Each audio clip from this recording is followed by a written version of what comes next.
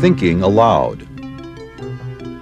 Conversations on the leading edge of knowledge and discovery with psychologist Jeffrey Mishlove.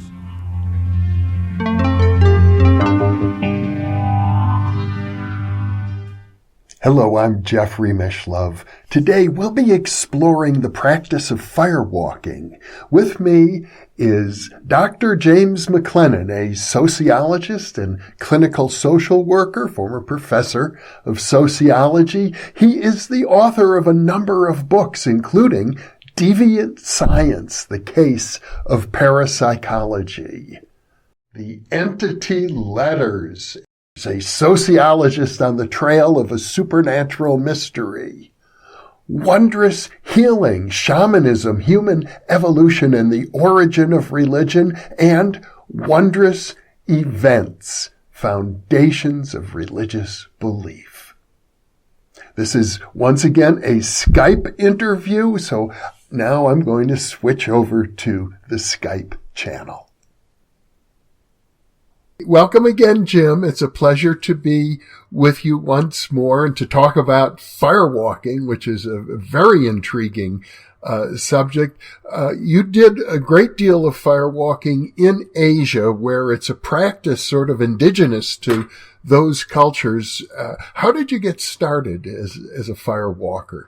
I was in Japan. I was teaching with the University of Maryland Asian Division, and I was interviewing shamanic practitioners, and I had been involved with the Surats in Missouri, so I was communicating with these spiritual entities. Mm-hmm. About which we've done an entire interview. Yeah. And so I was pretty much a believer in the phenomena, but I was wondered if I could experience more within the context of shamanism.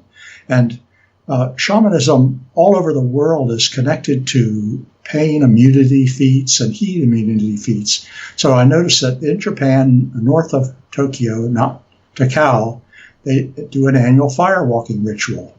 And it is something the local people do and the local priests do, but it attracts a lot of media attention. People come to watch it from all over Japan. So I went up there, I think it was a Saturday afternoon, and sure enough, they built a really large fire. It's like flames shooting way up, 12 feet in the air. And people write down their infirmities or their problem on little pieces of wood, and they throw that into the fire, so the fire's really burning high. There's a lot of other wood. There's green branches, and the flames are high, and the smoke's high. And they rake these coals out, and the coals are red hot, it's like, and do Buddhist rituals. And the Japanese are, I think, more secular than a lot of people realize. They're probably less religious and less spiritual than we are. So I think the function was to sell little trinkets, and that will prevent you from getting in a car accident, or so you'll have good health, or you'll pass your exam to get into college, or there's a very kind of a practical applications to this. What was this event sponsored by a religious organization? By the Shingon Buddhists there at Mount Takao. Uh-huh. This is something they do every year. And so they're all dressed up. They have their medieval costumes on and medieval instruments, and large audiences there. And sure enough, they rake these coals out, and then the priests all gather together and they walk across the hot coals. And then we lay people are allowed to form up and follow them. Mm-hmm. And so I got in with the crowd, and here we are, we're all us folk going to walk across these hot coals. And I noticed that after, say, 20 or 30 people have walked across it, kind of clears out a little walkway. And it's not that easy to walk across hot coals, actually. How long was this bed of coals? I would say about 20 feet long. Mm-hmm. It's not that easy to walk across a bed of coals because it's really hot and it's pretty clear. You can get burnt, but the idea is you walk across, and if you have a kind of meditative mind, you can do it. Okay, so I'm sitting there, I'm pretty nervous, and I'm behind a bunch of people. I'm behind a family, and then there's this old lady. I'm behind her, and I remember the priests were all there administering this and having all the people line up, and one of them kind of caught my eye and gave an instruction to rake out the coals, clear out this. Instead of having a walkway, they just cleared out this a very hot, even coal bed, and off we go. So the family starts walking across, and I'm walking behind this old lady, and she's walking very slowly. She's got arthritis, and so we're walking very, very slowly across the hot coals. And all I could think of is, I couldn't think of anything, I'm just walking across. But when I got across, I thought, well, I seem to have done it. I did it, and I'm not burnt. I'm okay. And everyone's, it's a festival occasion, a lot of tourists and a lot of, a little bit of commercial. You can buy trinkets, to hang in your car to prevent the car accidents. And so I read up about this, and the Shingung are famous for doing these kinds of feats. It proves that the religion's valid. A good time was had by all. So I decided I would read up about this. And how is it that you're able to walk across hot coals? And a major theory is that there's a low the passage of heat from the fire bed to the foot is fairly gradual. It's a slow process, so that if you walk rapidly, you can do this. And then another theory is that there's this effect of the moisture from the bottom of the foot is vaporized by the high heat. It creates a kind of barrier, so your feet are protected in a very hot situation. But and then there's some skeptics are involved with this. They have done firewalks, they say, and they write about it, and they are successful. They're not burnt. And so I figured, okay, it could be, it's logical. But then if you look in the literature, there's cases where people have picked up red hot iron bars and they're not burnt. Well, maybe that's the water barrier. Maybe they have a water barrier that's protecting their feet. But then the expert firewalkers say that you don't want to let your feet have a lot of perspiration, because the coals will become attached to your foot and you'll be burnt. Just the opposite of the water vapor theory. Yeah. And then there's a guy in Florida, a philosophy professor, who did a lot of heat immunity feats in the 1950s. And he found, to his amazement and surprise, that he had gone into some kind of trance and couldn't answer the reporter's questions before he picked up a red hot iron bar. So he felt that there's pretty much a mystery involved. But I was a young man, and so I figured, well, I'll just forge ahead. I was very curious, and I thought perhaps I could get to the bottom of this, or at least do a sociological investigation. So I'm on my way to Sri Lanka in the summertime to join the Buddhists and the Hindus there, who do an annual fire walk in the southern part of Sri Lanka, in Kataragama, Sri Lanka. And unlike Japan, this is in 1983, unlike Japan, Sri Lanka is not a large middle-class population. It's underdeveloped, and it's a pretty gritty place, and there wasn't really much tourist traffic in Kataragama. They have like animal reserves, but no one is too concerned with this strange rituals that the Hindus and the Buddhists do. They do it together. Well, they do it together, and this was in 1983, and it was the beginning of the problems. There had been a little bit of terrorist activities, and there was a lot of sort of a tension, and a lot of Buddhists explained that the Hindus were really a pain, and they really wish they weren't there, and the Hindus were a minority group, and this is troubling.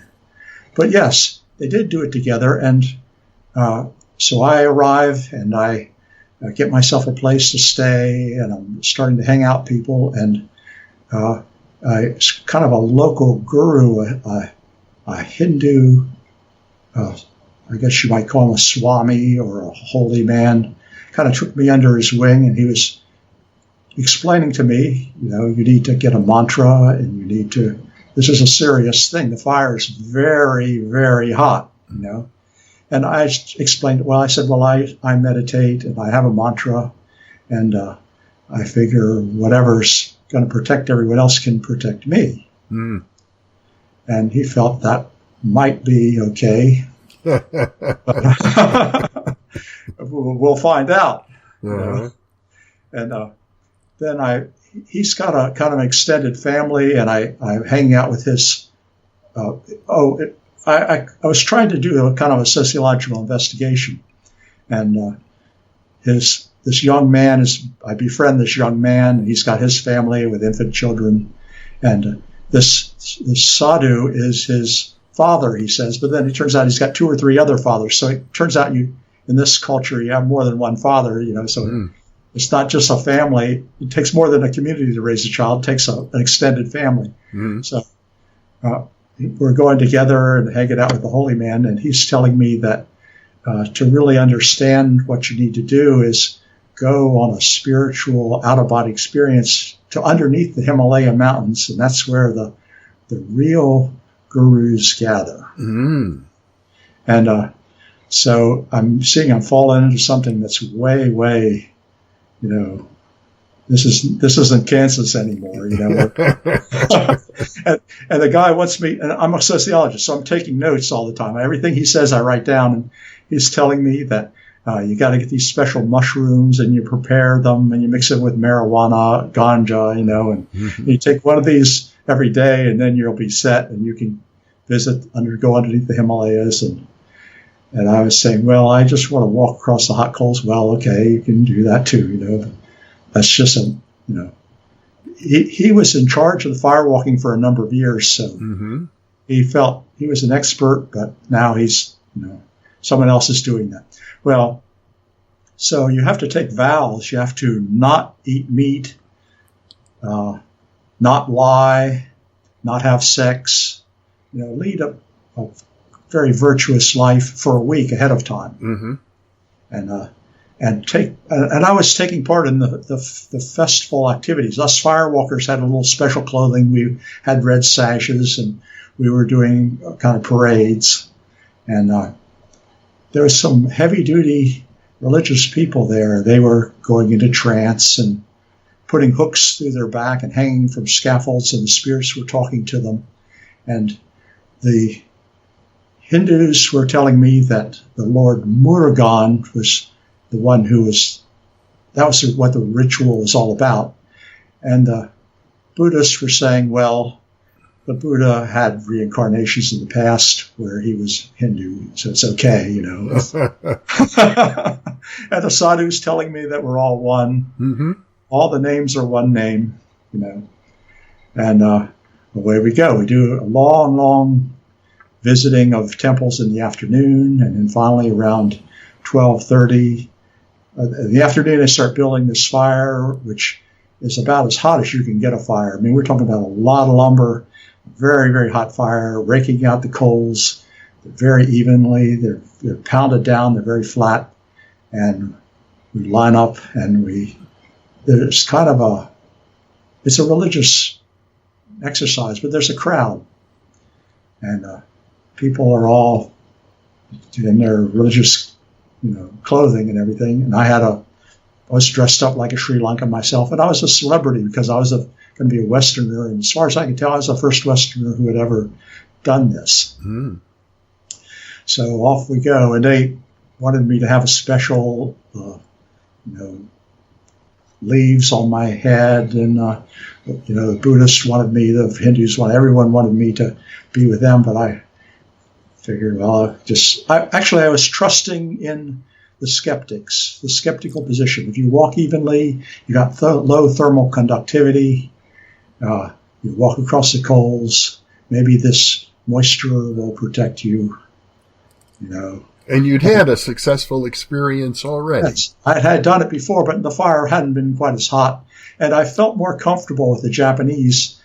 The Japanese are middle class. They wear, drive cars.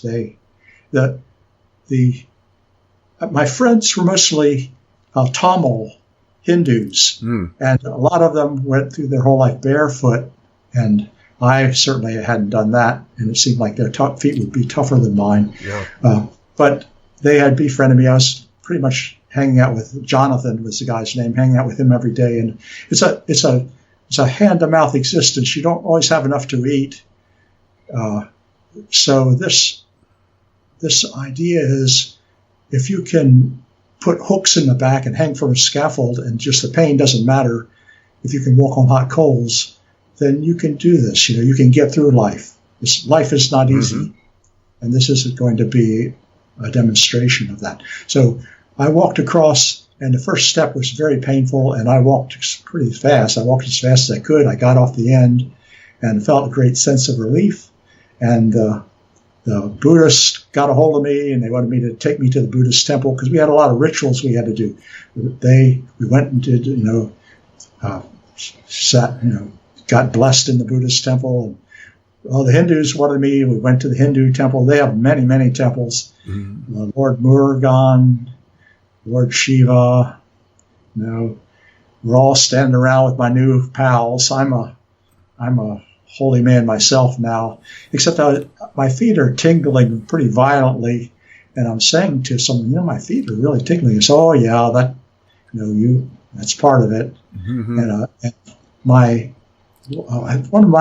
I guess it was one of the relatives of my friend said, well, let's look at your feet. And sure enough, I was getting the beginnings of some blisters on the bottoms of my feet. And so they took me to the first aid station that was set up, kind of an emergency station. And there's about 1/3 of my firewalkers were already there. And we all had pretty severe burns. And so they're put a little salve on it, and off you go. Okay, it looks like you're burnt, but there's not really anything we can do except, until the blisters open up, then you've got to worry about infection. So then the pain sounds quite serious, actually. Yes, it was quite serious. The blisters got very severe, and I went home to my lodging, and the guy who I was living with had done firewalking himself, and they explained to me that I hadn't walked correctly. I hadn't walked evenly over the bed. Apparently, my faith wasn't correct, and also he questioned me. Apparently, I had eaten an egg during my week, and you're not supposed to do that. I didn't realize that, so I had violated the vows, and I had some real burns. And Sri Lanka, Kataragama in those days, there's excrement all over on the ground. They don't have flush toilets like we do, and I felt like I was in a pretty tough situation, and it's just really, really hot there. Yeah, and so there was a question what to do about it, but the next morning I knew what I was going to do. I couldn't walk anymore, and so he brought me food, and I was stuck there for a good week before I could walk again. And then first chance I got a bus ticket and went up to the highlands, up to the upcountry Sri Lanka, and then spent another 2 weeks pretty much immobilized. The only thing I had to read was the Bible. And you read about Shadrach, Meshach, and Abednego. They walked in the fiery furnace. It worked out for them. There's a verse in Isaiah that says, the flame won't hurt you. And I was thinking, there's got to be a way of doing this, and it seems like it's related to trance and hypnosis.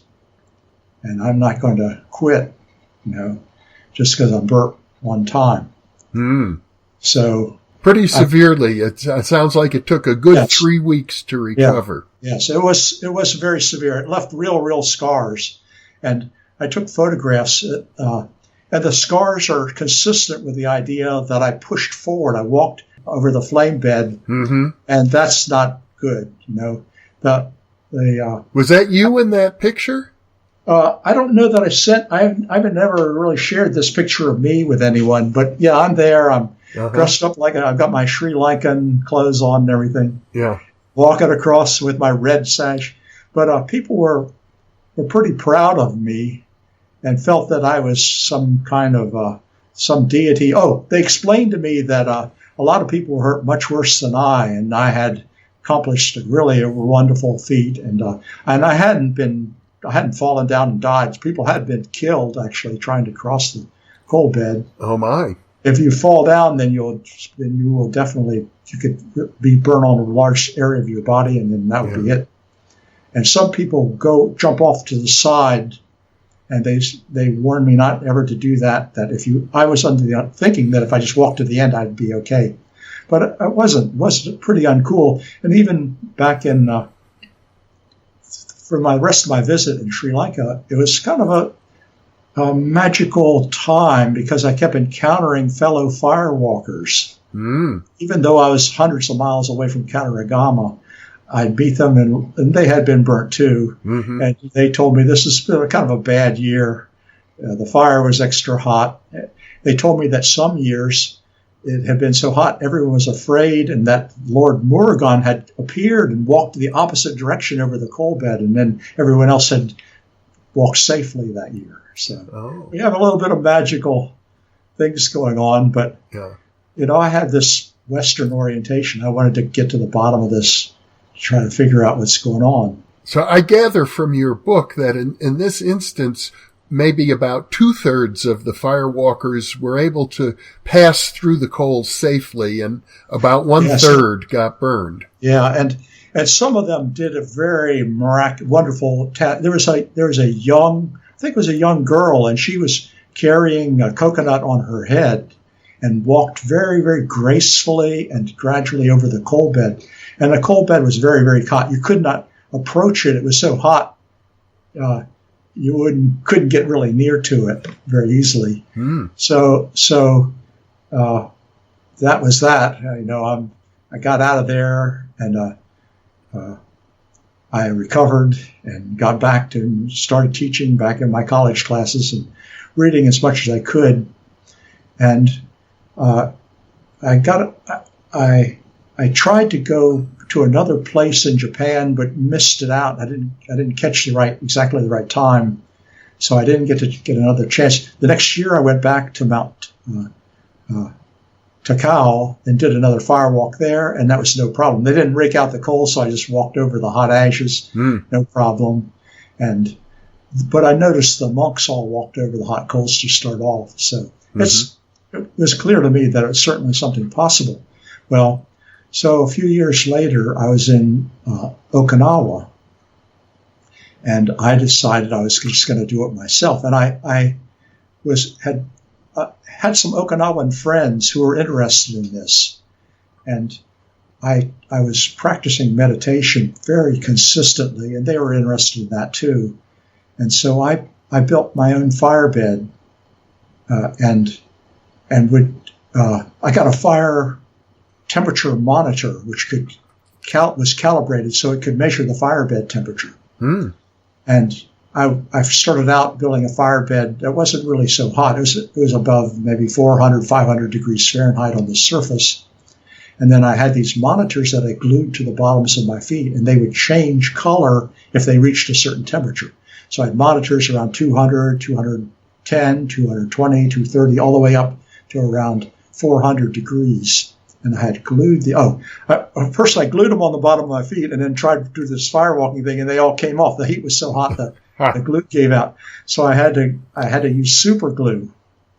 I super glued these things to the bottom of my feet, and they would stay on. Well, they might also provide some protection, I would think. Well, they don't cover the entire foot surface. They're very small, small diameter. So most of your foot's still exposed to the heat. I see. But you do have these monitors on there, but I found trying to get them off after the firewalk, they would damage the foot bottom. So I was injuring myself from the heat monitors more than anything else. But I found that the foot bottom would get up fairly hot. It could get up to almost 350 degrees on the foot bottom. So that would indicate to me that the water boils at 212. Yeah. So, and my understanding is the moisture in your skin boils, and then that causes a physiological reaction of inflammation. and that causes a blister, which you're reacting to the damage that you're doing to the foot bottom. And these Okinawans were willing to join me, and I got them to put heat monitors on their feet also. Okay, so I had a number of people. We had a pretty good control group as I walked across the hot coals, and then I put on some of my running shoes, put the monitors on the running shoes, and walked across the fire with the running shoes, because the question was, is it something coming out of the bottom of your foot that's cooling off the heat monitors? But it turned out not, that the heat monitors on the shoe were the same as the heat monitors on the bare foot. So it would seem to be that there's a low thermal conductivity process, but the heat on the bottom of the foot was getting high enough that you should cause damage. So my theory was up over 300 degrees. Yeah, over 300 degrees. Fahrenheit. Yeah, Fahrenheit.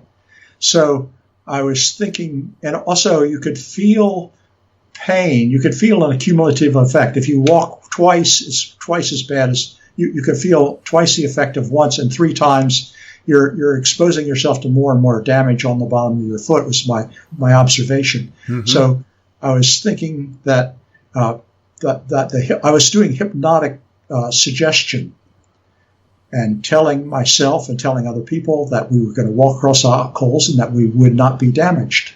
Mm-hmm. So the theory is that you're reducing the inflammation afterwards, and then your foot is repairing itself, and then you're reducing the sensation of pain through hypnosis, mm-hmm. which is found to be effective for controlling pain.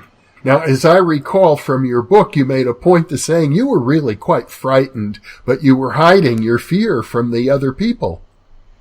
Well, yes, you have to be, to do this, the things that I was doing is building a very hot fire, and I had experiences with hot fires. I knew that they were very dangerous.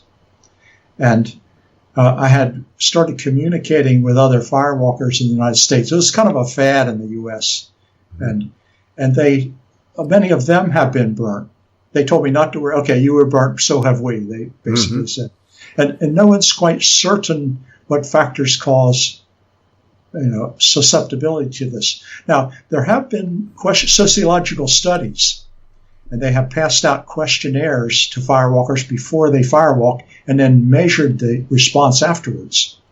And the finding was that people who attribute protection to some spirit do better than attributing it to yourself or using a skeptical orientation. Mm-hmm. That's very interesting. But there's only one study, and you should always take studies like that with a grain of salt. Now, my thinking was that hypnosis was valuable. I believed in hypnosis, and also I'm a skeptic. I was doing a lot of research with shamanism, and there's so much BS involved in religiosity and spirituality. It's just an inherent part. You're fooling yourself, and you're trying to fool other people. And so you're going to get a placebo effect. So I wanted to get that placebo effect. You see? I wanted to somehow fool myself. And so hypnosis helps to do that. You're dissociating. And I'd gather together. I was actually getting some military people to come also, special forces guys. Okay. And so I put them through a hypnotic induction. And we'd first learn to do hypnosis. We'd learn self-hypnosis.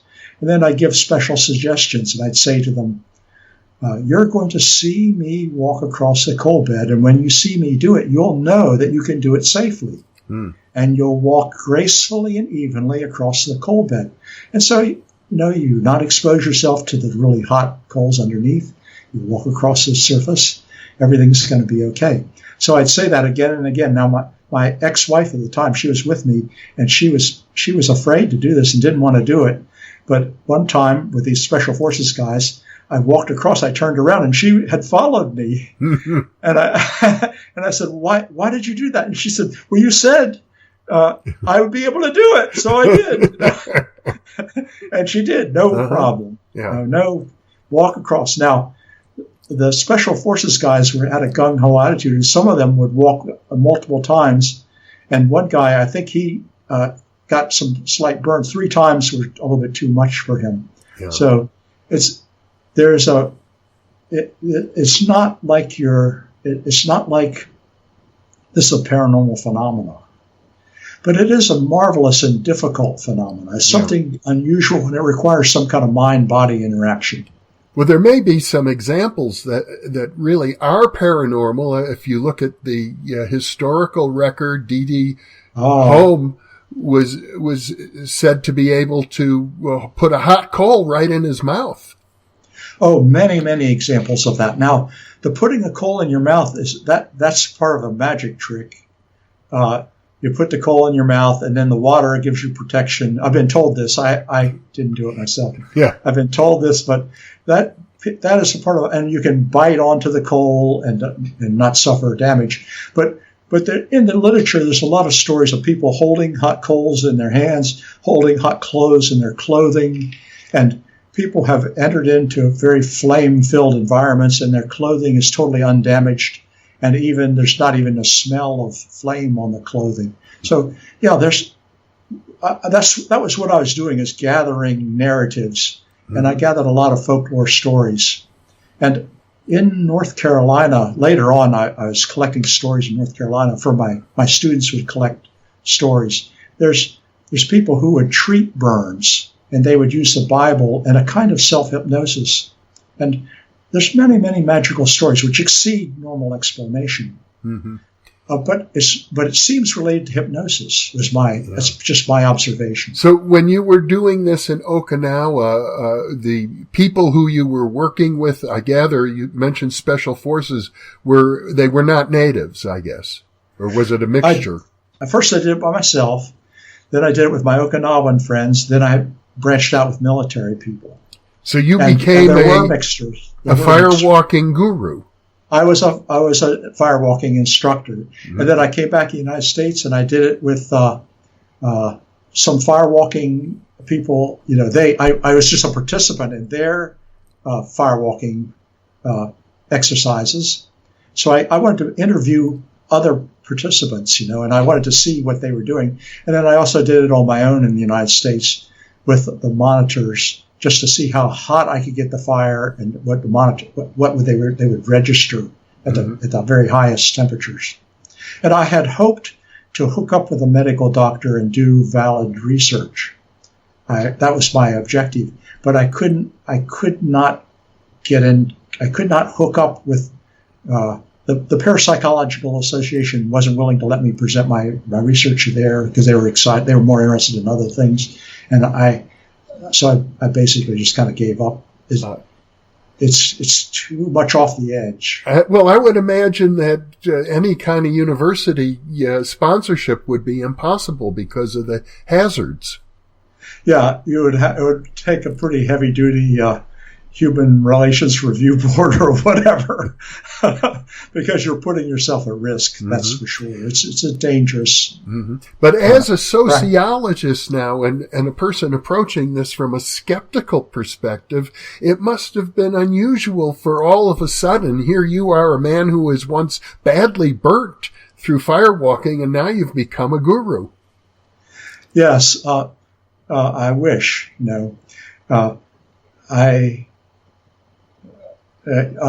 I think on the spiritual pathway, there's more important things than walking over hot coals. Yeah. And so this was kind of a progression. I was interested in religiosity and spirituality, and it's a little bit. It requires you need to be really tightly wired to do this kind of thing. It requires a very, very intense focus and a focus on that one thing to do it. Well, people must have attributed to you some wonderful power to have initiated them into this awesome experience, seemingly miraculous. Let's see. Oh, there's a variety of thinking. People like to have faith in skepticism. So they would say, oh, well, it's a low thermal conductivity of the coal bed. But I think there's a lesson to be learned from this, and that's to be skeptical of skepticism. Okay, be skeptical of skeptical explanations. If you want to overcome the problems of life, and that's what we really that's what we want to do. In Sri Lanka, we're looking at people who put hooks in their back and they're hanging from scaffolds and they're impervious to pain. That's the direction that we're going with this, is to somehow gain stamina to get through life. If you want to overcome your cancer, you need some magical force. You need something beyond normality. And so that's what we're dealing with. And so I could walk across hot coals, but I wasn't willing to pick up the hot coals and put them in my mouth. I remember one time I was with my wife, and we went to Korea, and we went to shamanic ceremonies there. And they brought out chopper blades, these super sharp, they were chopper blades, and they filed them up so they were like razor sharp. And then the shaman got up on top and did a kind of a dance on top of these blades. Ooh. And I said, "Wow, I'd like to do that." My wife says, "No, you don't do that. Don't do that." Yeah. The blades were very, very sharp. But, of course, the skeptical explanation is, as long as your weight is evenly distributed, then you do it safely. But it's a kind of gymnastic feat.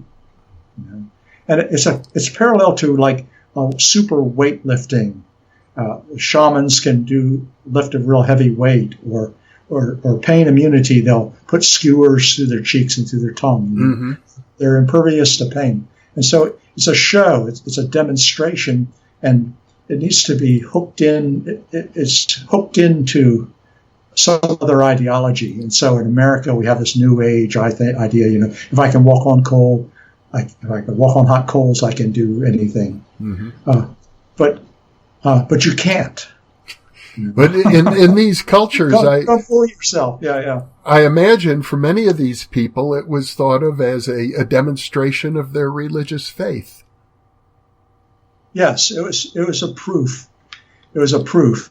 Now, but it has some strange bends. Like I'm hanging out with the Hindus, and they say, yes, this shows that the Lord Murugan, he is very, very powerful, and we need to come in harmony with that. And the Buddhists are telling me, well, actually, they're doing it that's a demon. They're doing it with demon power. Uh-huh. And the Lord Buddha that's the right way to think. And actually, while I was recovering up in the highlands of Sri Lanka erupted into. I just happened to be living with a Muslim lodge innkeeper. He was running this lodge. And so we're a little bit outside of town, about half a mile outside of town. And so I remember one evening, and I wasn't walking, I was just sitting there. That's all I could do. The flames burst up in the town, and he sent his son to go find out what's going on. And they were burning the shops of the Sinhalese, the Tamil merchants, because it was an ethnic conflict. And the whole town caught on fire. The town was burnt to the ground. My goodness. It was ethnic violence. And all across the country, thousands of people were killed. They were murdered in the ethnic conflict. So within the context of the firewalking, we were all side by side. And I found that people who are really practicing their religion can see this, that we're all need to fall on some kind of something more powerful than ourselves if we're going to get through this life and get through the suffering of this life. But the average person doesn't think like that. The average person is looking for their own well-being and their own family's well-being. And so Sri Lanka went for years and years and years going through terrible, terrible difficulty with ethnic violence. And this was the beginning of that, the early phases of that, and while I was there. So, do you see some interplay between the firewalking ritual and the ethnic tensions? No, the firewalking seemed to be a solution to the ethnic tension. And that we firewalkers, it didn't matter whether you're Buddhist or Hindu, you're going to walk across these hot coals, and going into reaching deep inside of yourself and finding that place where your mind is still. It doesn't matter. When your mind is still, you're not a Hindu or a Buddhist or a Christian. You just have a still mind, Your mind is frozen. I think for me, my mind was frozen. I don't know whether it was still. It was frozen. Well, I gather that at some point in the past, you determined not to pursue firewalking as a career choice. Well, it's a hard way to make a living. Yeah. When I participated in the Western firewalkers, some little children were burnt. A lot of people were burnt, and small children were burnt. And it seemed to me like there's some ethical questions. You wouldn't want your children to be burnt. Yeah. So I think that was a mistake. And although we had all signed legal release forms, you cannot predict the outcome. Though I felt that meditation and self-hypnosis was a pathway to go, but there wasn't a need to do the firewalking. I wasn't proving. Since I didn't have a scientific expertise, I wasn't coupling what I was doing with scientific expertise. I felt there are better directions, and I was actually collecting narratives about healing. I was interviewing people about healing, and so it seemed that might be, just focusing on that might be. Firewalking is not necessary. Since I was not in Sri Lanka and I was not in Japan, and in America we don't do this so much. It's not part of the. It was a fad for a while, as I recall. Tony Robbins, a New Age motivational guru, led firewalking. It was the beginning of his career. In fact, I think my father went through one sponsored by the Board of Realtors in Milwaukee, Wisconsin. Yeah. And the idea was it's an exercise in confronting your fear. Yeah. And say you're running these seminars, it might be possible to make $200,000 a year. But, I think the real estate agents might make that, and they wouldn't have to walk across, Yeah. Well, James. The question is the connection between the actual walking. You can't say one ideology is superior to another, within that context. But quite an adventure for you as a sociologist. Yeah. Jim McClenon, thank you so much for sharing this with me. I know it raises more questions than it answers, but it shows your willingness to really pursue your sociological investigations into areas where other people would hesitate to go. Oh, it gets even worse. So we'll have to talk more in the future. I look forward to doing a number of additional interviews with you on your explorations. Thank you for being with me, Jim. Thank you for having me.